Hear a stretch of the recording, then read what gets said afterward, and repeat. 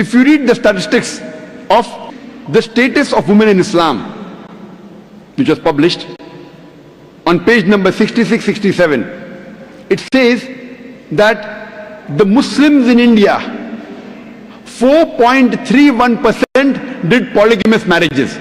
4.31% of the Muslims in India did polygamous marriages. And the Hindus that did polygamous marriages was 5.06. 0.75% more than the Muslims in a span of 10 years. From 1951 to 1961, the Hindus in India did more polygamous marriages than the Muslims in India.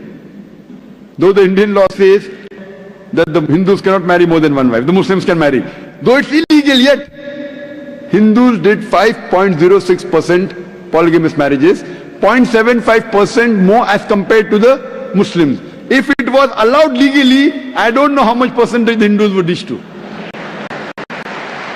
So the Hindu scriptures give permission for the Hindus to marry as many wives as they wish. It is later on, in 1954, according to the Indian Penal Code,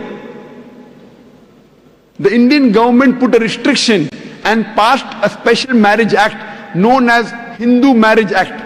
Special Hindu Marriage Act, which said that Hindus should only marry one woman. So the restriction came in 1954, not in the scriptures. The scriptures say you can marry as many as you wish. 5, 10, 20, 100, 10,000, as many as you wish. What does Islam say?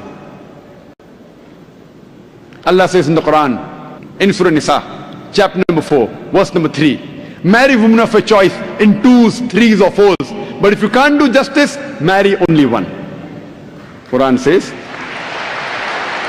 marry women of your choice in 2s, 3s or 4s. But if you can't do justice, marry only one. That means only if you can do justice can you marry 2, 3 or 4, otherwise marry only one.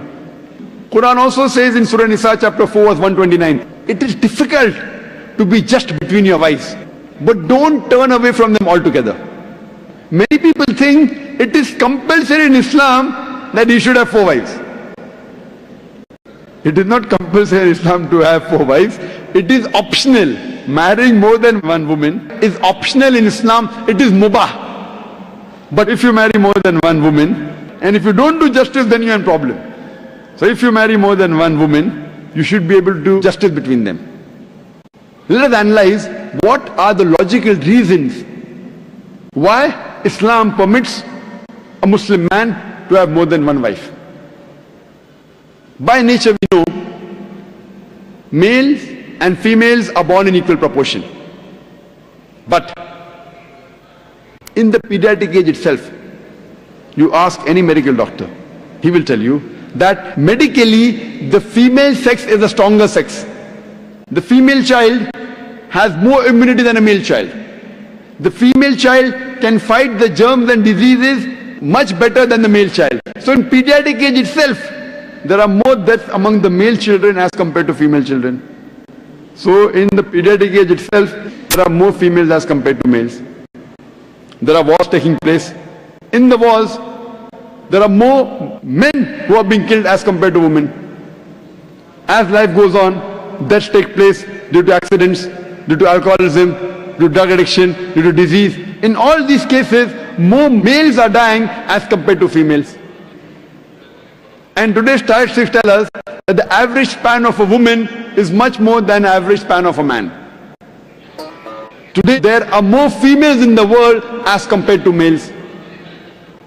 In some third world countries like India, where I come from, the female population is less than the male population. And the reason is because of female infanticide and female feticide. There's a program by the name Let Her Die, under the banner Assignment. It came on BBC, where a British reporter by the name of Emily Buchanan, she says that every day more than 3,000 fetuses are being aborted after they identified that they're females. In India alone, more than 3,000 fetuses are being aborted after they identified that they're females. If you multiply this number by 365, the number of days in a year, we get a figure of more than 1 million fetuses are being aborted every year in India after they identified that they're females.